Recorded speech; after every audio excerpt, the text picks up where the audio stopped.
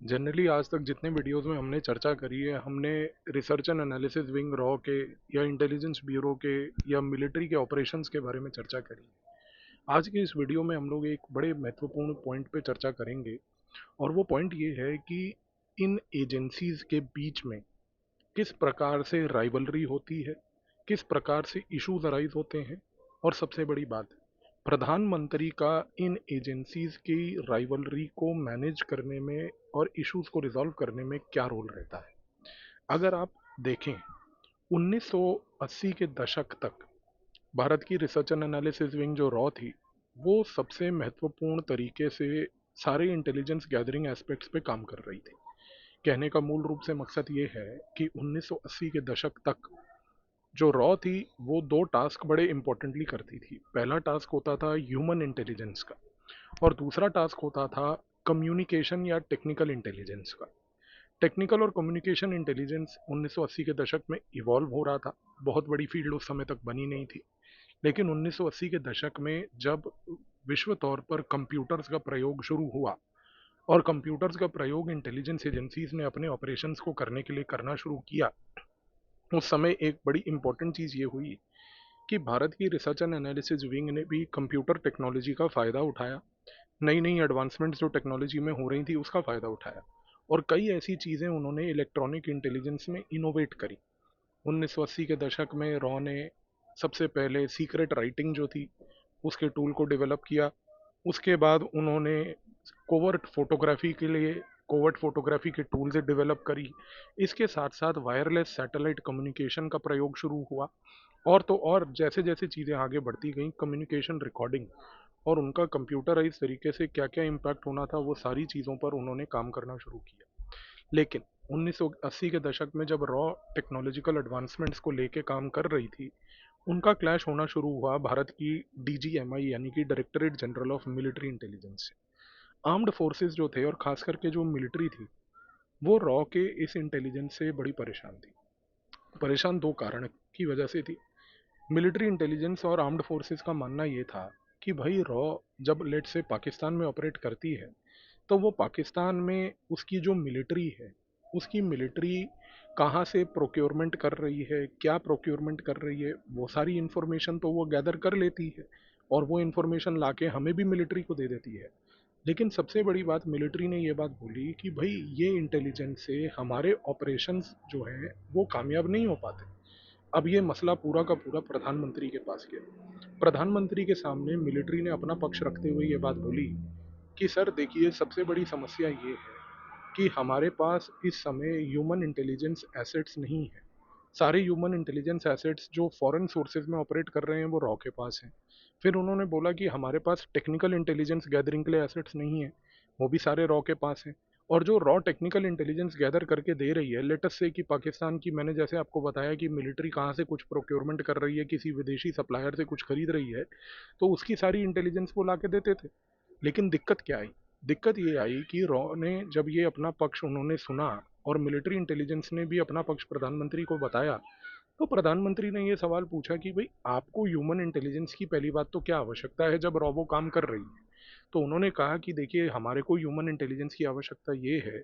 कि रॉ जो है इस समय ऑपरेट करती है एनिमी यानी कि होस्टाइल टेरिटरी के अंदर जाके। लेकिन होस्टाइल टेरिटरी जो है और उसके साथ जो हमारा बाउंड्री है, उस इलाके पर भी ह्यूमन इंटेलिजेंस गैदरिंग की आवश्यकता है। वहाँ पर रॉ का कोई एसेट नहीं है। तो प्रधानमंत्री के सामने ये पहला पक्ष रखा गया। दूसरी सबसे बड़ी चीज़ ये बोली गई कि भाई, मिलिट्री ने बोला कि जो टेक्निकल इंटेलिजेंस रॉ ला रही है उसमें हमें कुछ बढ़ोतरी चाहिए। तो प्रधानमंत्री ने पूछा कि भाई बताइए, आपको क्या बढ़ोतरी चाहिए। तो उस बढ़ोतरी के कॉन्सेप्ट को एक्सप्लेन करते हुए मिलिट्री ने अपने पक्ष में ये बात बोली कि हमें इस प्रकार की इंटेलिजेंस चाहिए कि जैसे पाकिस्तान यदि मान लीजिए किसी दूसरे देश के साथ कोई मिलिट्री एक्सरसाइज कर रहा है,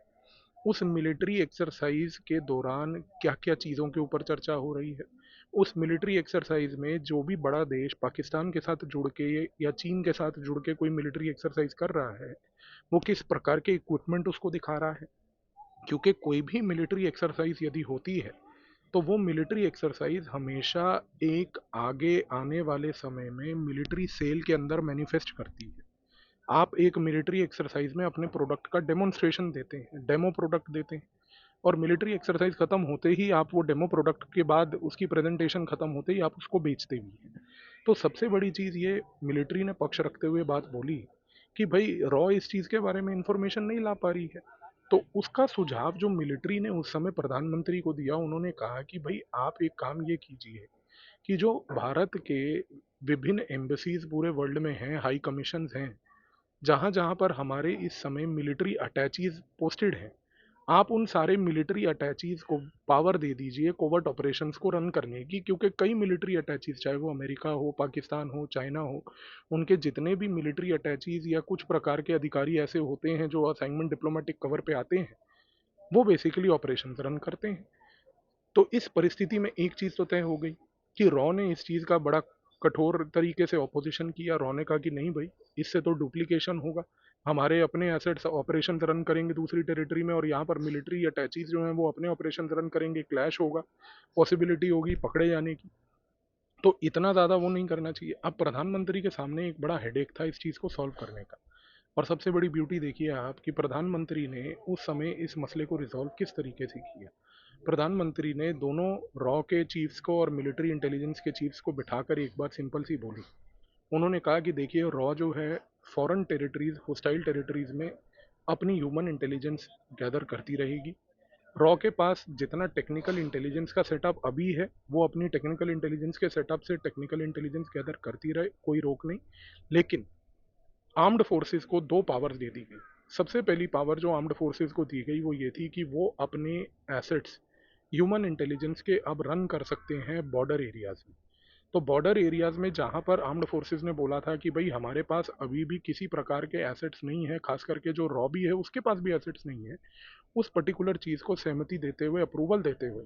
प्रधानमंत्री ने कहा कि बॉर्डर एरियाज के आसपास जितने भी बॉर्डर आउटपोस्ट्स होते हैं, उन आउटपोस्ट्स में इंटेलिजेंस गैदरिंग का टास्क आज से जो है मिलिट्री का होगा। और दूसरा, प्रधानमंत्री ने एक बड़ी महत्वपूर्ण चीज़ ये भी बोली कि मिलिट्री इंटेलिजेंस अपना टेक्निकल इंटेलिजेंस भी गैदर कर सकती है, और ये दोनों जो टेक्निकल इंटेलिजेंस गैदर करेंगे, मिलिट्री और रॉ, एक दूसरे के साथ शेयर करेंगे ताकि इसकी शेयरिंग से देश की सुरक्षा पे कोई आंच ना आए और देश की सुरक्षा और मजबूत हो। अच्छा, जब ये मैटर रिजॉल्व हुआ और ये मसला ख़त्म हुआ, उसी समय एक और अगला मसला उठ गया। अगला मसला ये उठा कि भाई इंटेलिजेंस ब्यूरो जो भारत के अंदर ऑपरेट करती है, जो होम मिनिस्ट्री के अंडर आती है, अब उसने जो है अपनी शिकायतें लगानी शुरू कर दी। होम मिनिस्ट्री के अंदर वाली इंटेलिजेंस ब्यूरो ने सबसे पहले ये बोला कि भाई देखिए, इंटेलिजेंस ऑपरेशन हम भी रन करते हैं, लेकिन समस्या ये है कि हमें जितने भी इंटेलिजेंस ऑपरेशन रन करने हैं वो इंटरनल है सारे, और इंटरनल इंटेलिजेंस ऑपरेशंस जो हम रन कर रहे हैं उनका सारों का ओरिजिन बाहर से है। इस चीज़ को समझिए। इंटेलिजेंस ब्यूरो के पास ये बड़ा वैलिड पॉइंट था। इंटेलिजेंस ब्यूरो ने बोला कि भाई अगर मान लीजिए कोई टेररिस्ट स्लीपर सेल है जिसको इंटेलिजेंस ब्यूरो पकड़ना चाहती है, तोड़ना चाहती है, तो उस टेररिस्ट सेल का जो बेसिकली आज की डेट में अगर आप ध्यान से ऑब्जर्व करें, उसका ओरिजिन जो है वो या तो पाकिस्तान में होगा या वेस्ट एशिया के किसी देश के अंदर होगा या फिर मान लीजिए अफगानिस्तान में होगा, या मान लीजिए कि आईएसआई उस पर्टिकुलर टेररिस्ट स्लीपर सेल को किसी बाहर विदेशी देश में, मान लीजिए यूएस से, ब्रिटेन से, यहाँ से भी चला रही होगी। तो इंटेलिजेंस ब्यूरो ने ये बात बोली कि भाई हमारे डोमेस्टिक इंटेलिजेंस ऑपरेशंस को रन करने के लिए, क्योंकि उनका ओरिजिन बाहर है, हमारी बाहर कोई प्रेजेंस ही नहीं है, हमें हर चीज़ जो बाहर की इंटेलिजेंस है उसके लिए रॉ के ऊपर निर्भर होना पड़ता है। और सबसे बड़ी बात यह है कि यदि हमारे को किसी फॉरेन इंटेलिजेंस ऑर्गेनाइजेशन से अगर लाइसेंस भी करना हो, कि मान लीजिए हमें इनपुट मिल गया कि भाई आईएसआई ने लंदन में बैठे हुए एक स्लीपर सेल को वहाँ से एक्टिवेट करके भारत के अंदर स्लीपर सेल चलाए हुए हैं कश्मीर में, अगर हमारे को मान लीजिए ब्रिटिश इंटेलिजेंस से कोऑपरेट करना है, तो इंटेलिजेंस ब्यूरो ने बोला कि हमें उसके लिए रॉ के थ्रू जाना पड़ता है। तो वो बोले कि भाई इसमें तो बहुत समय जा रहा है और रॉ हमारे साथ बिल्कुल कोऑपरेट नहीं करती। अब इंटेलिजेंस ब्यूरो ने जब ये पक्ष अपना गृह मंत्रालय में गृह मंत्री के सामने रखा, तो गृह मंत्री इंटेलिजेंस ब्यूरो के चीफ को लेके फिर से प्रधानमंत्री के पास गए। अब ब्यूटी ये थी कि प्रधानमंत्री ने जाहिर सी बात है उस समय रॉ के चीफ को भी बुलाया, और प्रधानमंत्री ने रॉ के चीफ के सामने आईबी के चीफ को बिठाकर उनकी जितनी ग्रीवेंसेस थी ये सारी उन्होंने सुनाई। अब उस समय रॉ के चीफ जो थे उन्होंने बोला कि भाई बताइए फिर इस केस में हम आपकी क्या सहायता कर सकते हैं, आप क्या चाहते हैं हमारे से। तो इंटेलिजेंस ब्यूरो के चीफ ने उस समय बोला कि साहब आप हमें दो चीज़ों की सहमति दीजिए, प्रधानमंत्री के तरफ से दिलवाइए। पहली सहमति ये दिलवाइए कि जो भारत के जितने नेबर्स हैं, इन सारे नेबरहुड देशों में जितनी भी भारत के हाई कमीशन या एम्बेसीज हैं, वहाँ पर कुछ पोस्ट्स रिजर्व करवाइए हमारे इंटेलिजेंस ब्यूरो के ऑफिशियल्स की। क्योंकि यदि हमारे व्यक्ति इन देशों के डिप्लोमेटिक मिशंस में पोस्टेड रहेंगे तो वो वहाँ से ग्राउंड इंटेलिजेंस गैदर कर सकते हैं, जो डायरेक्टली इंटेलिजेंस गैदर करके पहली बात तो आपको सीधी सीधी भी मिले, आपकी भी उससे इंटेलिजेंस नेटवर्क स्ट्रेंथन हो, और साथ में हमारे जो स्लीपर सेल्स और हमारे जितने इश्यूज डोमेस्टिकली हम टैकल कर रहे हैं वो सारी चीज़ों को टैकल कर लिया जाए। और दूसरी चीज़ उन्होंने ये बोली कि भाई हमारे को आज की डेट में जितने डिप्लोमेटिक मिशंस कुछ प्रोमिनेंट देशों में हैं जहाँ से आईएसआई ऑपरेशन रन करती है, जैसे कि कनाडा हो गया, वॉशिंगटन में, यूएस में वॉशिंगटन हो गया, या फिर लंदन हो गया, इन जैसी जगहों पर भी जो हमारे मिशंस हैं, डिप्लोमेटिक मिशन, वहाँ पर भी हमारे को अपना आईबी का प्रेजेंस चाहिए। अब समस्या ये थी कि यहाँ पर क्लैश आ रहा था मिनिस्ट्री ऑफ एक्सटर्नल अफेयर से। मिनिस्ट्री ऑफ एक्सटर्नल अफेयर वालों ने जो है उस समय प्रधानमंत्री को आके बोला कि भाई हम क्या सिर्फ जो है डिनर की सेवा ऑर्गेनाइज करने के लिए बैठे हैं, हम कोई मतलब भंडारा लगाने के लिए बैठे हैं। आधी से ज़्यादा डिप्लोमेटिक मिशन की स्पेस रॉ ले लेता है, दूसरा अभी आके ये वाले मांग रहे हैं आईबी वाले, तो हम क्या करेंगे वहाँ बैठ के। तो इस केस में प्रधानमंत्री ने इंटरवीन करते हुए इस मसले का हल निकाला। प्रधानमंत्री ने सीधी सीधी चीज़ कही कि देखिए, हमारे सामने ये भंडारा टाइप आर्ग्यूमेंट मत रखिए, देश की सुरक्षा की बात है, सुरक्षा के लिए सबको कोऑपरेट और सफलता तरीके से काम करने की आवश्यकता है। दूसरी सबसे बड़ी चीज़, प्रधानमंत्री ने ये बात बोली कि भाई रॉ, आप ये बताइए कि डिप्लोमेटिक मिशंस जो हैं जहाँ पर आपकी अभी पोस्ट्स हैं, क्या इन पोस्ट्स में से कुछ ऐसी पोस्ट्स हैं जो आप इनको दे सकते हो आईबी वालों को? तो उन्होंने कहा कि भाई हम ऐसे तो नहीं दे सकते। तो उस समय प्रधानमंत्री ने बोला कि भाई देखिए, ऐसे तो हो नहीं सकता है कि भाई अब हमारे को बैठ के यहाँ पर अब एडिशनल पोस्ट क्रिएट करवानी पड़े, क्योंकि एडिशनल पोस्ट किसी भी डिप्लोमेटिक मिशन में क्रिएट करवाना और वहाँ पर एडिशनल नंबर ऑफ डिप्लोमेट्स भेजना ये कोई सरल काम नहीं होता, ये बड़ा लंबा काम होता है। तो इस कॉन्टेक्स्ट में फिर एक समस्या का हल ये निकला कि प्रधानमंत्री ने बोला कि कई जो डिप्लोमेटिक मिशन हैं हमारे, उन डिप्लोमेटिक मिशंस में रोटेशनल बेसिस पे अगर हम पोस्ट्स को ऑफर करें। भाई फॉर एग्जांपल, जैसे कई बड़े डिप्लोमेटिक मिशंस में आज की डेट में कम्युनिटी अफेयर्स का एक सेक्रेटरी की एक पोस्ट होती है, काउंसलर की पोस्ट होती है, काउंसलर कम्युनिटी अफेयर्स या सेक्रेटरी कम्युनिटी अफेयर्स। तो ये जो पोस्ट होती है ये जनरली इंटेलिजेंस के लिए रिजर्व्ड होती है। किसी भी भारत के मिशन में अगर आप देखेंगे इस प्रकार की post generally intelligence reserved post होती है। तो उस समय प्रधानमंत्री ने बोला कि भाई इस पोस्ट को रोटेशनल बेसिस पे आपको ऑफर करना पड़ेगा, यही एक तरीके का हल है, क्योंकि हम मिनिस्ट्री ऑफ एक्सटर्नल अफेयर्स के भी इंटरेस्ट को देखना चाहते हैं, आईबी और रॉ के इंटरेस्ट को भी देखना चाहते हैं।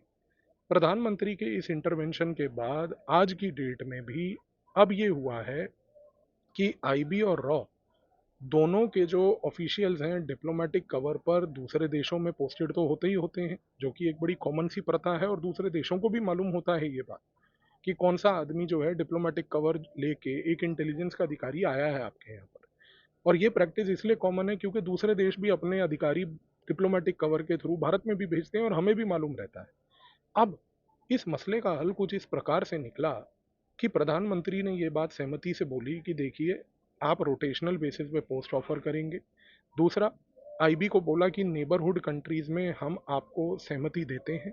कि नेबरहुड कंट्रीज जो हैं भारत के साथ, जिनके एकदम लैंड लेवल पे और मरीन लेवल पे बॉर्डर्स हैं,